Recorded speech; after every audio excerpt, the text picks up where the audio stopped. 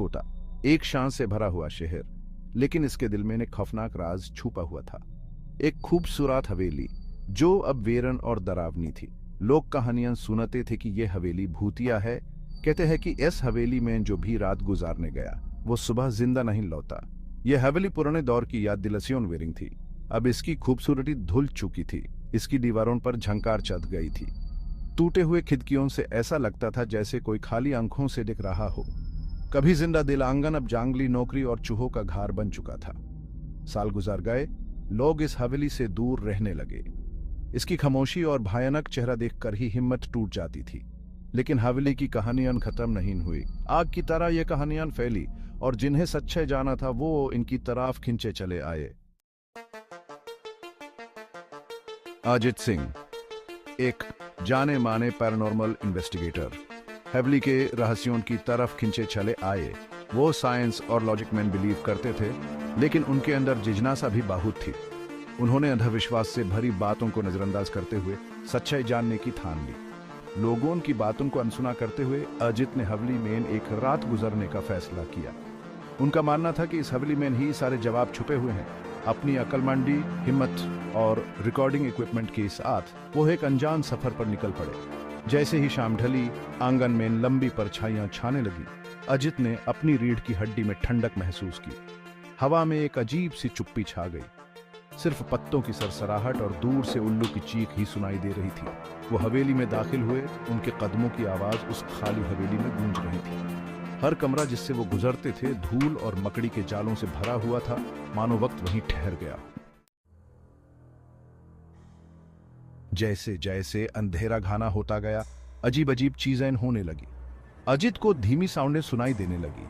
ऐसा लग रहा था जैसे कोई दीवारों से बात कर रहा हो।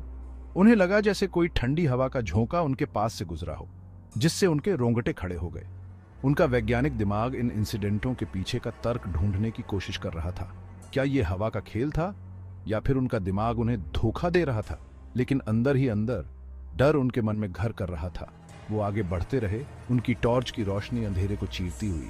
हर आवाज की, हर फुसफुसाहट की वो जांच करते थे, लेकिन जब भी वो करीब पहुंचते वो आवाज गायब हो जाती और उन्हें एक अजीब सी बेचैनी महसूस होती। फिर एक रात उन्होंने यूज देखा। व्हाइट सरी में एक वुमन, उसकी पीठ उनकी तरफ थी और वो खिड़की के पास खड़ी थी। उसके लंबे काले बाल झरने की तरह उसकी पीठ पर बिखरे हुए थे। अजित का दिल जोर से धड़कने लगा। ये कोई मामूली बात नहीं थी। उसने उसे आवाज दी। उसकी आवाज हल्की सी ट्रेम्बलिंग रही थी। वो मुड़ी और अजित की हालत खराब हो गई। उसका चेहरा दुहक से भरा हुआ था। उसकी आलोचना में एक अकठनीय पीड़ा थी। इससे पहले कि वो कुछ और कह पाते, वो हवा में गायब हो गई। इस घटना ने उन्हें हिलाकर रख दिया, लेकिन सच्चाई का पता लगाने के लिए और भी दृढ़ कर दिया। ये महिला कौन थी और इस हवेली से उसका क्या संबंध था?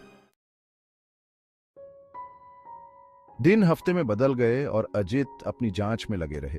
उन्होंने पुराने दस्तावेजों को खंगाला, स्थानीय लोगों से बात की और हवेली में होने वाली हर घटना को ध्यान से दर्ज किया। धीरे धीरे एक दुखद कहानी सामने आती आई। उन्हें पता चला कि यह हवेली कभी एक अमीर व्यापारी और उसकी खूबसूरत पत्नी की थी। उसकी पत्नी, जो अपनी दया और सुंदरता के लिए जानी जाती थी, सभी की चहेती थी। हालांकि उनकी खुशी ज्यादा दिन नहीं टिकी। एक के बाद एक त्रासदी आई और व्यापारी ने अपना सब कुछ और अपनी पत्नी को खो दिया। स्थानीय लोगों का मानना था कि व्यापारी के प्रतिद्वंद्वियों ने ईर्ष्या से प्रभावित होकर उनका नाश किया था। दिल टूटा और निराश, व्यापारी ने अपने आखिरी दिन इस हवेली में बिताए, अपनी प्यारी पत्नी की यादों में लौसत्या हुआ।